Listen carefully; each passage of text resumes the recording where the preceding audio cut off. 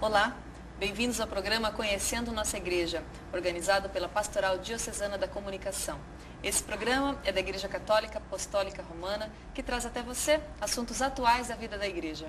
Hoje nós vamos falar e contar um pouquinho sobre a história de Dom Olívio Aurélio Faza, bispo emérito daqui da Diocese de Foz do Iguaçu, contada através de uma biografia escrita por Nelson Nedes Locatelli. Seja bem-vindo, Nelson.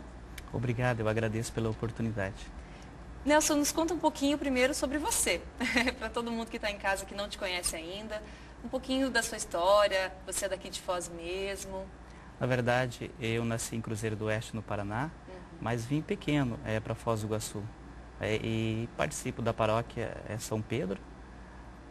Sou escritor já há 15 anos, tenho 6 livros editados, entre eles poesia, romance, livro de autoajuda também. Inclusive, após concluir o livro de Dom Olívio, O Mensageiro da Paz, eu tive a inspiração para concluir um outro trabalho de autoajuda, levar um pouco de mensagem. Trabalho também na área de contabilidade, departamento pessoal. Então, a gente faz também apresentação aí de eventos, fazemos um pouquinho de cada coisa. Então, já conhece a cidade, conhece a história de Dom Olívio, particularmente sozinho, ou teve que buscar dados? Como é que foi essa peregrinação da coleta de dados? Esse foi o trabalho mais difícil, para coletar informação. Fazer a biografia de Dom Olívio foi fácil e ao mesmo tempo difícil. Fácil porque Dom Olívio é uma pessoa de fácil acesso, é uma pessoa bastante humilde. Agora é difícil descobrir a alma do nosso biografado, trabalhar o interior, o conhecimento profundo de Dom Olívio não é fácil.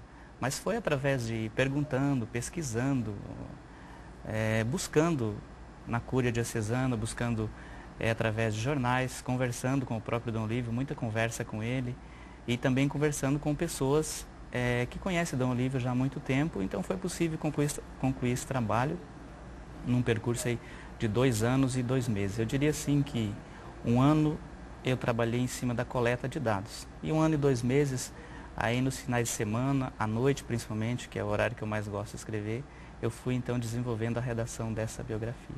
E como que surgiu a ideia de fazer essa biografia de Dom Olívio? Na verdade, todas as missas que eu participei de Dom Olívio, aquele jeito dele celebrar, transmite aquela paz, aquela serenidade. Então isso foi fazendo com que eu me admirasse cada vez mais a pessoa de Dom Olívio. E uma vez ele foi fazer a apresentação de um evento, foi dar a bênção da paz num evento que nós promovemos numa região da cidade.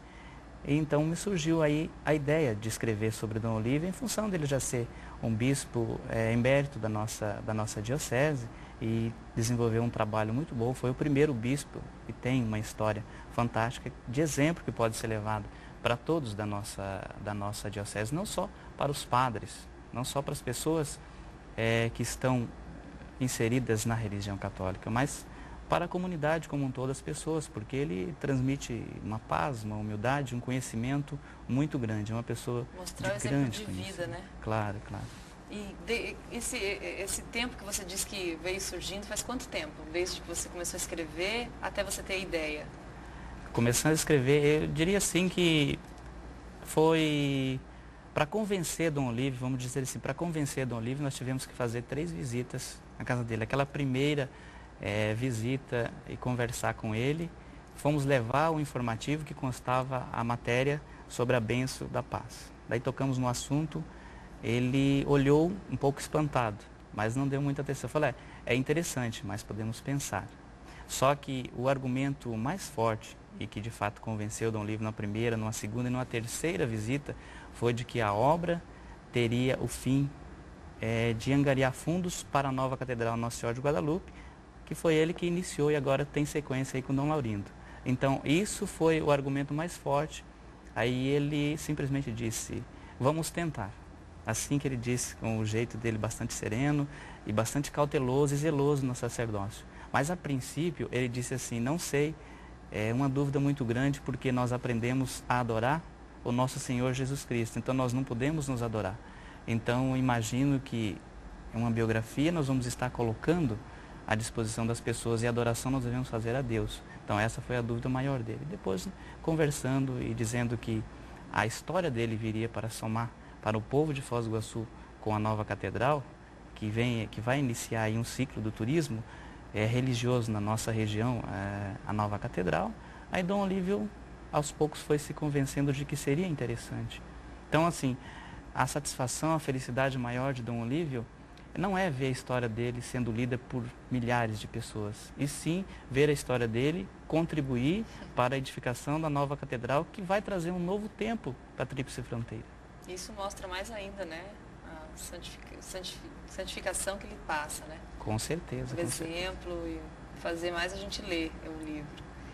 Por que Mensageiro da Paz?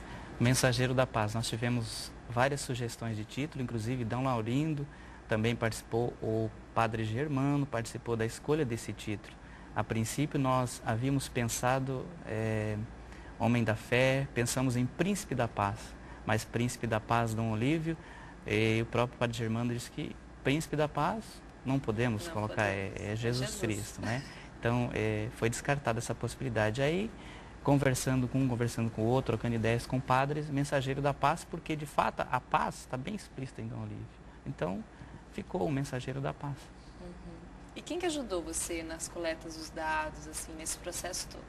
Na verdade, familiares ou pessoas assim que estão ligadas à vida religiosa dele? Não, pessoas que estão amigos, na verdade, e pessoas também que têm uma admiração por Dom Olívio.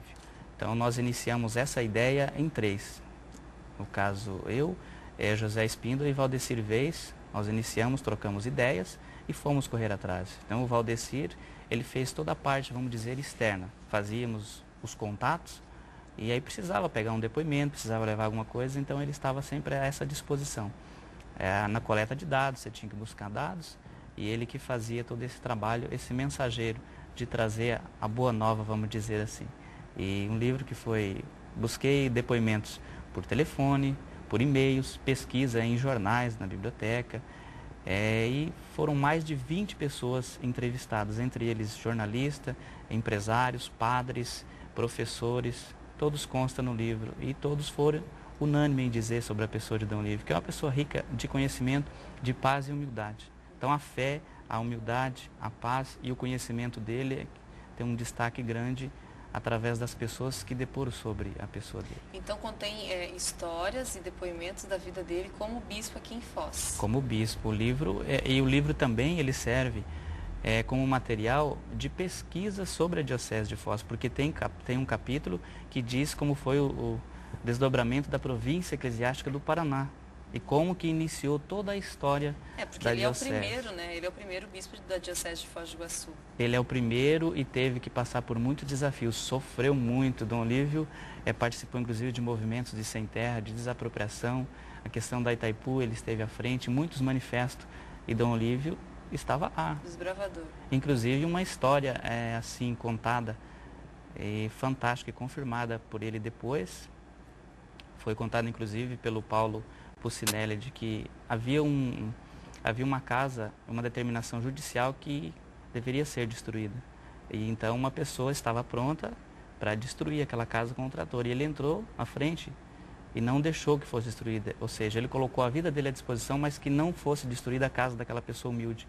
E aí a pessoa responsável pela máquina da destruição, então desistiu, inclusive perdeu o trabalho dele e desistiu em função dessa atitude de Dom Olívio. Então, veja você que ele mostra assim uma defesa, uma autodefesa pelo ser mais humilde, o ser pobre, as pessoas que precisam de fato de um apoio. Dom Olívio sempre esteve à frente, mas é importante ressaltar também que ele esteve no meio dos poderosos e dos humildes, porém defendendo, buscando assim uma forma de resolver a situação, sem magoar